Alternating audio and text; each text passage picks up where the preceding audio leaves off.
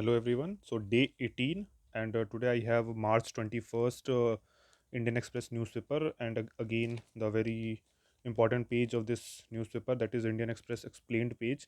So there are few important articles on this page that is important not only for the examination point of view but also for certain health point of view. That is first is about intermittent fasting and its impact on heart health, and another is the polluted cities ranking and all, and one important article which is important to see, that India will be producing 600 kiloton of solar waste by 2030. So this is in our new research it was found, and another is about a small scale LNG, that is a liquefied natural gas. So what this article is saying, that it is cleaner and cheaper than diesel and it can save valuable foreign exchange for India. So this is not that much important to read, but one I would like to read, the article I would like to read is about the intermittent fasting and its impact on the overall health. So recently the new studies has raised certain red flags over the intermittent fasting. Earlier it was considered as something very useful in improving the overall health of the body, and for the purpose of weight loss, but recent studies have raised certain red flags over the intermittent fasting. So let us see what this article is about to say. So while intermittent fasting has grown in popularity, especially with its promise of improved insulin sensitivity among diabetics, a recent study has made an alarming claim: it increases the risk of death due to cardiovascular death by 91%. So findings from the study were presented recently at an international conference. Experts said while the study's data are not conclusive, they do flag the risk of intermittent fasting, and such diets should not be followed without consulting a doctor. So what did the study look at? So intermittent fasting, especially a time restricted diet where the day's calorie requirement are consumed over a period of 8 to 12 hours, with participants fasting for the rest of the day. So studies that tracked participants on such diets for short periods, 3 months to a year, have shown benefits such as weight loss, increased insulin sensitivity, and better control of diabetes. The data presented recently tried to look at the long term impact of intermittent fasting following 20,000 adults from a US database for 8 to 17 years.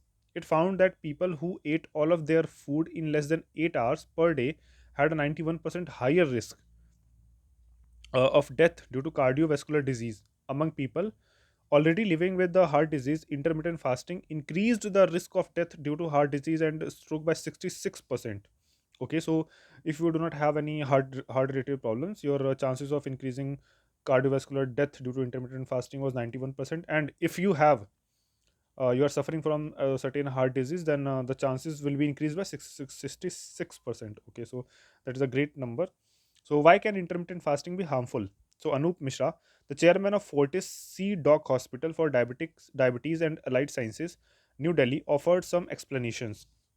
One, people might gorge on calorie dense foods during their eating window.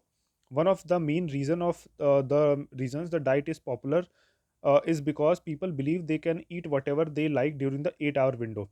Consuming pizzas and burgers for only 8 hours a day is no healthier than eating them throughout the day. Okay, so this is very much self-explanatory. So, two, Dr. Mishra said intermittent fasting in the long run might lead to a seesaw effect, not ideal for a healthy heart.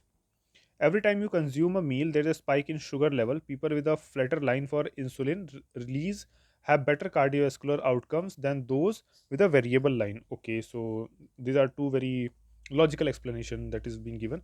So, what do experts say about this study? First, the data were presented at a conference and are yet to be peer reviewed. Second, not a lot is known about the methodology followed. So, Dr. V.K. Bell, the principal director of cardiac science at Max Hospital and former head of the Department of Cardiology at AIMS, New Delhi, said the methodology is not clear. Plus, it seems the researchers are depending on a questionnaire to determine dietary patterns. The problem with that is food recall is pretty bad. Most people can't tell you what they ate or when just a few days ago. or when just a few days ago. Third, and almost importantly, the figure presented don't take into account if the participant had diabetes, whether they were on drugs for managing it, whether they were on protective medicine, or whether they were following a good diet and exercise schedule, Dr. Mishra has pointed out. So, what do existing studies say about intermittent fasting? So, studies over the year have shown intermittent fasting helps in burning fat, triggers essential cellular functions that can improve metabolism, improves insulin sensitivity, reduces blood glucose levels, and improves gut health. A study published last year said intermittent fasting improves autophagy, a process by which the body removes damaged cell components, helping with the conditions such as cancer. So one important thing here to note down is this word autophagy. So autophagy, a process by which the body removes the damaged cell component. So this is an important key terms to note down. Okay, so on the other hand, Cochrane review of studies on the diet found that people don't lose more weight when following intermittent fasting than when on energy restriction diets. So, a Harvard review of intermittent fasting said that the dropout rate for those who were following this diet was similar to those on calorie restrictive diets, showing that intermittent fasting is not necessarily easier to follow than other diets. There are no long term studies to show the impact of intermittent fasting on ailments like diabetes, hypertension, and cardiovascular diseases. So, who should do it and how? Experts say intermittent fasting is not for all. Youngsters under the age of 25 and pregnant women who have a higher calorie requirement should not follow intermittent fasting. Neither should long-term diabetics dependent on high doses of medicines and insulin. So Dr. Bell said people with heart diseases should not follow it either. The other essential things to is to stick to a cy- circadian clock. The eating period should not be delayed to later in the day so that people can continue eating till late at night. Okay, so this is about intermittent fasting. So another important article on the same page is the most polluted Begusarai flags a trend, but data may be inadequate. So let us see what this article is about to tell. A new report on air quality in cities around the world has ranked Begusarai in Bihar as the most polluted, not just in India but in the whole world. According to the report, Delhi was the worst polluted capital city in 2023, with its average PM 2.5 concentration being more than double every year, every other capital city in the world except Dhaka. Okay, so Begusarai is not the only city from Bihar on the list of worst polluted. Siwan, Saharsa, Katihar, Betia, Samastipur, and Ara figure in the top 15 worst polluted cities in Central and South Asia. In fact, this regional top 15 list has only one city outside of India, that is Lahore in Pakistan, which is ranked at number 4, just below Delhi. So these rankings have been released by a little known Swiss technology company called IQ Air, which also sells air purifiers, air quality monitoring units, and US dollar 125 face masks.